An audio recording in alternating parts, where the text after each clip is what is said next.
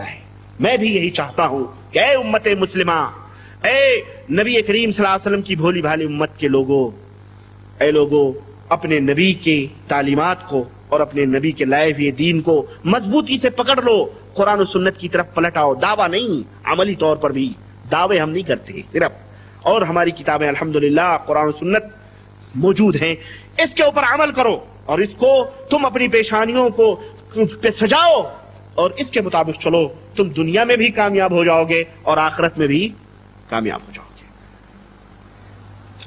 تو ہم تنقید نہیں کرتے، ہم تنقید بھی اگر کسی غیر حق مولوی پہ کرتے، گمراہ لوگوں کے اوپر، تو مقصد میں نے بتلا دیا ہے۔ اچھا جناب، اچھا یہ تو ہو گیا۔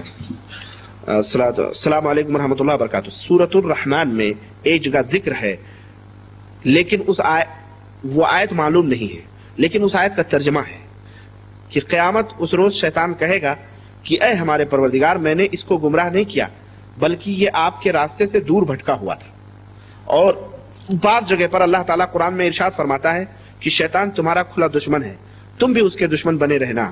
ایک جگہ شیطان اپنے آپ کو بری کر رہا ہے کہ، اور دوسری جگہ اللہ کہتا ہے کہ شیطان تمہارا کھلا دشمن ہے۔ صحیح جواب بیان کیجئے۔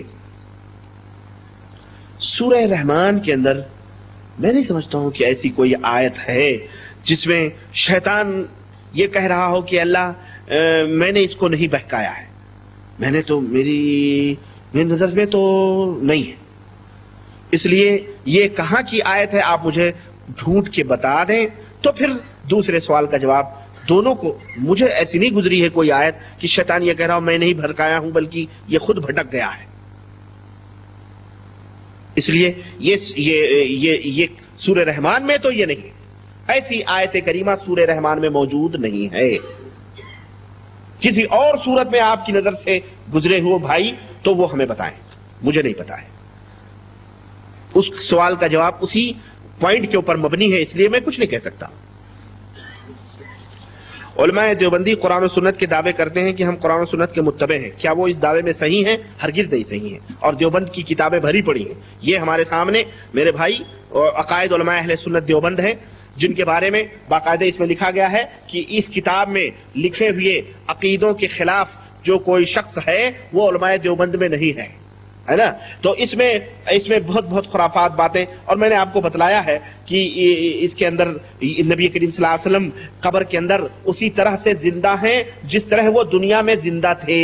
استغفر اللہ، اس طرح کا کفریہ عقیدہ موجود ہے، اور ظاہر ہے کہ اس طرح کا عقیدہ احمد رضا خان بریلوی نے بھی اپنی اس کتاب الملفوظ کے اندر کیا ہے کہ اللہ کے نبی صلی اللہ علیہ وسلم اسی طرح زندہ ہیں جس طرح سے کہ قبر کے اندر دنیا میں زندہ رہتے ہیں۔ تو میرے بھائی، اور بلکہ ایک دو ہاتھ یہ اور تھوڑا بڑھ گیا ہے، اس نے یہ کہا ہے کہ ازواج مطہرات پیش کی جاتی ہیں اور آپ ان سے ہم بستری کرتے ہیں، استغفر، شباشی کرتے ہیں، نعوذ باللہ۔ احمد رضا خان صاحب نے انہوں نے کہا کہ بالکل بعین ہی وہی زندگی ہے جو دنیا میں تھی، بس اشارے میں انہوں نے کہہ دی۔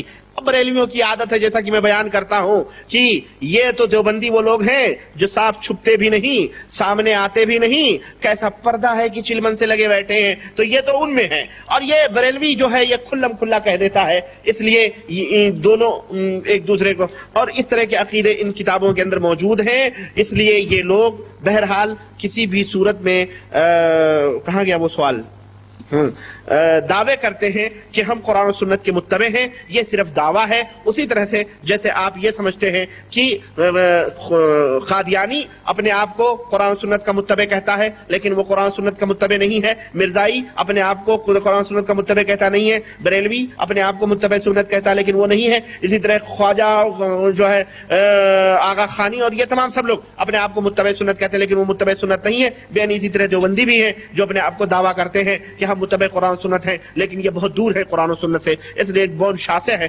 دونوں کے درمیان، صرف دعویٰ ہے۔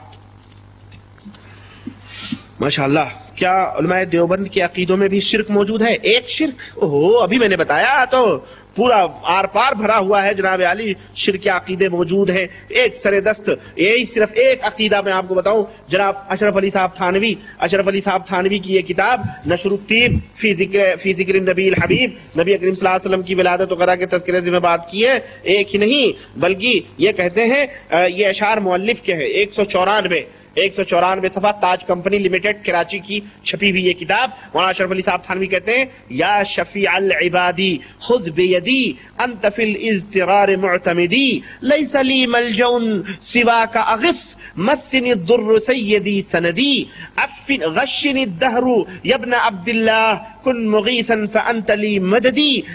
کہتے ہیں دستگیری کیجئے میرے دستگیری، اب اس کا شعر بھی ابھی ترجمہ کیا گیا ہے کہ دستگیری کیجئے میرے نبی، کشمکش میں تم ہو میرے نبی۔ حالانکہ یہ شعر کا ترجمہ غلط ہے، شعر کا ترجمہ جس نے کیا ہے اس نے دھاندلی کی ہے۔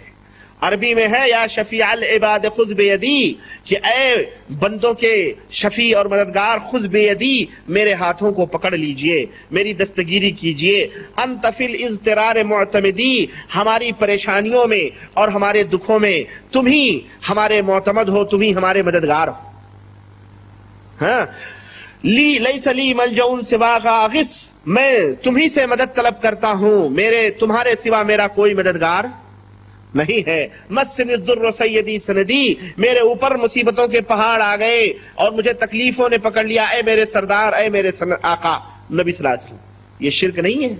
نبی کریم صلی اللہ علیہ وسلم سے استغاثہ طلب کرنا، استعانت طلب کرنا، یہ شرک باللہ ہے اور کفر